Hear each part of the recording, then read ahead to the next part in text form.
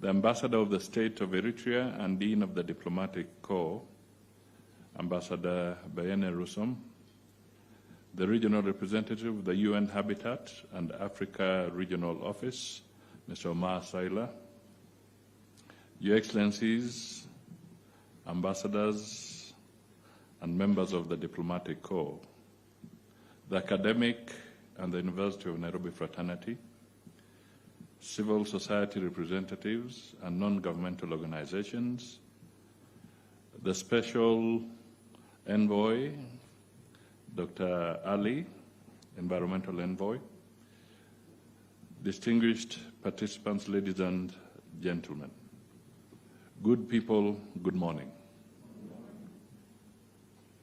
It is a great honor to give a keynote address at this groundbreaking Nairobi Environmental Diplomacy Symposium.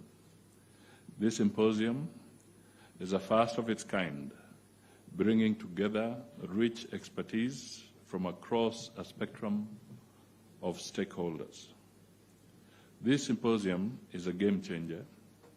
It explores critical environmental matters that are timely and much needed, including creating public awareness on the key global engagements in environmental diplomacy and sustainable development. It will review the outcomes of the latest environmental conferences, taking a proactive stance of providing information on the Pact of the Future and the 7th session of the Environmental Assembly, UNEA 7, scheduled to take place at the UNEP headquarters in Nairobi later this year, as you have heard from previous speakers. The strong presence of leading players in environmental diplomacy here today is a testimony to the timeliness and significance of this symposium. This is an affirmation of our unwavering commitment to the environmental agenda and momentum. Nairobi is a renowned citadel of environmental diplomacy, particularly due to its position as a home to the United Nations Environmental Programme, UNEP, and UN Habitat. The city also hosts a robust presence of the diplomatic, scientific, academic, and civil society community active in the field of environment. Accordingly, I acknowledge with thanks the strong presence of various presidencies of COPs and other notable environmental diplomacy leadership here represented by their embassies in Kenya. These missions were instrumental in making the organization of this inaugural symposium a success. There is need to tap into the full potential of the large presence of these organizations to provide global leadership on environmental matters. Therefore, this symposium will not be an end in itself. It is the beginning of a series of robust symposia on environmental matters that will be held after every 4 to 6 months here in Nairobi. It is a long-held principle that as humans engage in development and advancement of their standards of living, they should not do this at the expense of the environment. Here, we all remember the compelling theme, making peace with nature, during the COP16, to the Rio Conventions of Biological Diversity held in Colombia. Indeed, the global economy also expanded, becoming more integrated and creating new frontiers for investment, jobs, and wealth. Technological advancement and innovation are now making life more convenient and livable by unleashing new possibilities in areas previously unimagined. However, these rapid development programs have also come with some costs to the environment and the society.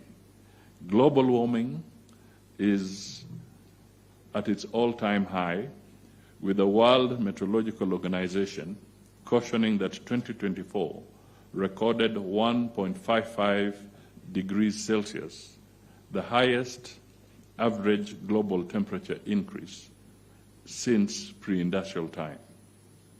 Still, however, negotiations under climate change are fraught with several challenges. Many states still prioritize economic growth over environmental sustainability, and the incremental cost of transitioning to a low-carbon development pathway is a matter of great concern.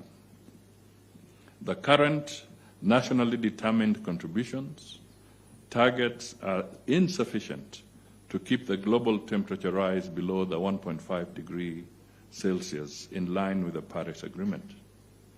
Getting adaptation on track is needed, and so is the implementation of the agreement secured on carbon markets.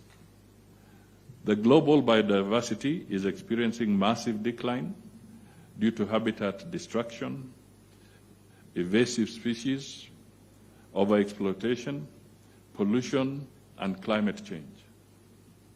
Consequently, since the 1970s, the animal populations have dropped by up to 68%. The latest report of the Intergovernmental Science Policy Platform on Biodiversity and Ecosystems Services indicates that about 1 million species are currently threatened with extinction. Biodiversity loss is upsetting the natural balance, with the possibility of causing irreversible consequences detrimental to all forms of life. The world must take corrective actions, without which a catastrophic sixth mass extinction event could occur in the not too distant future. Endemic and cyclic environmental risks, such as land degradation, desertification, and drought, are getting worse. Up to 40% of the world's land is now degraded, directly impacting 3.2 billion people. Droughts have increased in frequency and intensity by 29% since 2000. It is projected that by 2050, 3/4 of the global population could be affected by meteorological, agricultural, and hydrological and socioeconomic droughts. The world should raise its ambition and accelerate restoration of degraded lands to achieve land degradation neutrality by 2030. We should restore soil health and scale up nature-positive food production. This is more important for our continent, where agriculture continues to be the backbone and the command factor of most African economies. The world needs suitable policy options for land restoration, drought resilience, and green transition through people-centered approaches that address all facets of drought issues. The global community should develop a drought protocol to complement climate and biodiversity solutions. Pollution and wastes remain a serious problem. An estimated 7 billion tons of plastic waste is circulating in the environment, yet the world continues to produce over 460 million metric tons of plastics each year. Under a business-as-usual scenario, this is projected to generate plastic waste of between 23 to 37 million metric tons by 2040. I recognize the ongoing efforts and the Intergovernmental Negotiating Committee established by UNEA Resolution 514 to develop an international legally binding instrument to end plastic pollution, including in the marine environment. There is no doubt that the global community has recognized this ballooning challenge and is undertaking various actions to promote circularity and, in some cases, ban of single-use plastics like we have done in Kenya. I urge all of us to work together to galvanize sufficient momentum needed to achieve consensus on the most sensitive issues. Ladies and gentlemen, environmental challenges continue to pose dire consequences on life and sustainable development. They deter sustainable economic growth and development. The various environmental conferences held last year and many more scheduled this year underscore the global interests and desire to address these challenges in an effective and timely manner. There is urgent need to continue mobilizing all stakeholders to address climate change, biodiversity loss, land degradation, desertification, and drought, as well as to end plastic pollution. Some of the significant challenges include weak political, economic interests that override social and environmental protection, technological limitations, and unstable international cooperation informed by geopolitical and geoeconomic tensions, as well as differing national interests. Therefore, today's all-inclusive platform aims to review the major outcomes of the environmental meetings held last year, facilitate free exchange of ideas, and offer suggestions on how the world should proceed for positive impact. I therefore commend the State Department for Foreign Affairs, led by P.S. Sing'oei, the Kenya Foreign Service Academy, and the University of Nairobi, and most importantly, the Stockholm Environment Institute Africa Center for conceiving and executing this wonderful idea. And definitely, I will not forget the Ministry of Environment.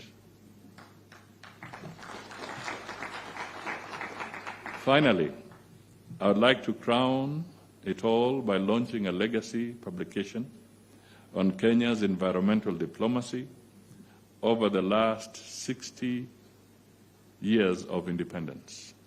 This book has benefited immensely from a diverse range of authors and tells different stories of Kenya's engagement on the international environmental space. I wish to thank all the authors that responded to the call for the manuscripts. I thank you. Mr.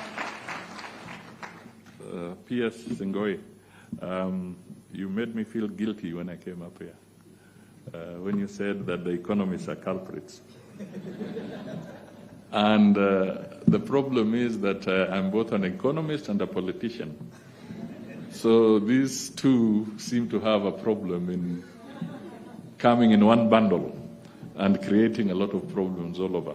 But however, maybe there are some good things I can share with the members here. First, let me pick up on the issue of resource mobilization. Let me take this opportunity to make it official. You will recall that last year, President Ruto hosted, in conjunction with the World Bank, the IDA 21 replenishment conference here in Nairobi, where there are several heads of state, including the current AUC, African Union chairman, the president of Mauritania. Ladies and gentlemen, that effort, that convention was able to rally, which has now become official from the World Bank, an excess of $100 billion as the IDA 21 replenishment to help support the IDA recipient countries, which are close to 75 or slightly more globally. And this perhaps becomes a very good forum so that the conversations that you come up with can help in enriching the use of those resources so that they are directed to environment-friendly programs in all these 75 countries. I think that is a very, very significant development. And I would really want to urge all of us to see the significance of having a very robust diplomatic initiative and engagement with other countries, because it is through that kind of arrangement that Kenya's leadership, in conjunction with other partners and friendly countries, have able to rally the global community to raise these resources. That is a very significant development. The other thing that I may want to perhaps just flag again very briefly is that as we talk of the environmental diplomacy, I also want to let this audience know that formally the Cabinet of Kenya has now approved the sessional paper on diplomacy and given the go-ahead for it to be tabled in Parliament, which will happen next week when Parliament reopens, so that it goes through the first reading, and then it will be available for further conversation and debate by a wider cross-section of the Kenyan people and our partners. This time, we are making it clear that diplomacy is not an exclusive club. We want diplomacy mashinani. We want the people to understand what is our policy across various issues, and we want them to engage so that it is no longer a mystery that diplomats are seen carrying a briefcase into a plane, and then they are seen coming back, and they assumed that they were just having a cocktail somewhere. Let us share in reality what is all this diplomacy about. It's also important to note that for Kenya's purpose, our constitution recognizes diplomacy or the foreign aspect as one of the arms or the pillars under the national security architecture. And if you look at Article 240 of the Constitution, it is very specific that it falls within that category. So Cabinet has also corrected an anomaly which has been lingering for a long time, because for some reason the foreign agenda was being regarded as just a normal administrative affair. And now it sits with clarity in accordance with the Constitution where it should have been for a very long time. So I thought this comes to you so that even within the framework of debates, we now fall within the security sector working group for planning purposes. So that is what I wanted to tell you. But there are other good things that we can do, and I want us to do together. I saw Joe Ageo here. I don't know whether he's still within the room somewhere. Yeah. And I was just talking about, as we reflect on the demise of the Aga Khan, and we express our condolences to the Ismailia community and to his family as well. One of the things that the Aga Khan was pushing for was to partner with the county government of Nairobi so that they can preserve, protect, and make the city park more friendly the way Karura Forest has been made through partnership with other people. Perhaps as a befitting tribute, as you could have this conversation around the environment, this is something that can be advanced so that we can live on positive ideas that were mooted but were not executed. We still have an opportunity to carry that forward. And perhaps this is a very good moment so that Joe Argeo can help in rallying this message through his media house to galvanize support for this very, very noble cause to improve one of our very, very good parks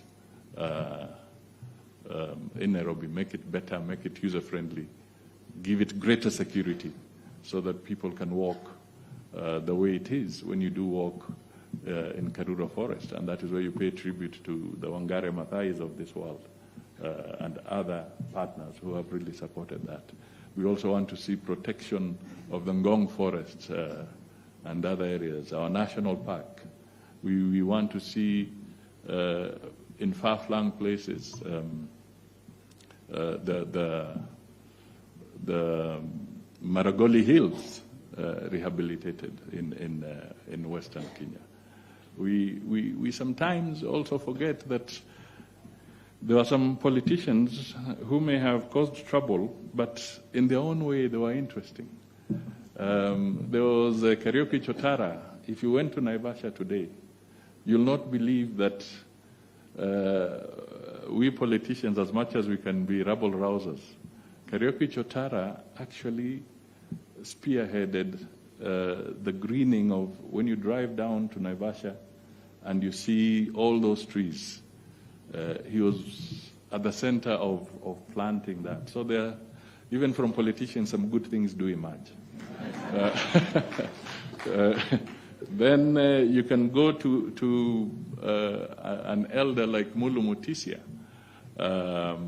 with President Moi, and there was the famous Munyonyoko wa Udongo, the building of gabions and helping to rehabilitate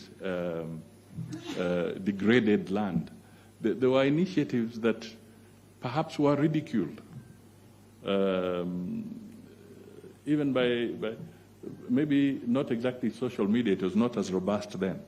But some of these initiatives were being ridiculed and so forth, but give it to them. As unschooled as some of them may have been, they were actually conscious that protecting the environment was absolutely essential. And we need to go take a step back and pick up from some of these areas and make sure that we really protect our environment. So, ladies and gentlemen, thank you for allowing me to be here to make a few remarks, and I wish you success as you deliberate on this very important issue. Thank you. Your Excellency, may I request you to stay on the podium, but let me suggest, sir, that even in the tension between politics and politicians and economists, I want to suggest that perhaps diplomacy can mediate that tension. Your Excellencies, we've entered a critical juncture, and because you've already given an endorsement to this, our inaugural publication that celebrates Kenya's 60 years in environmental diplomacy, Your Excellency, there's just a small ceremony that I invite you to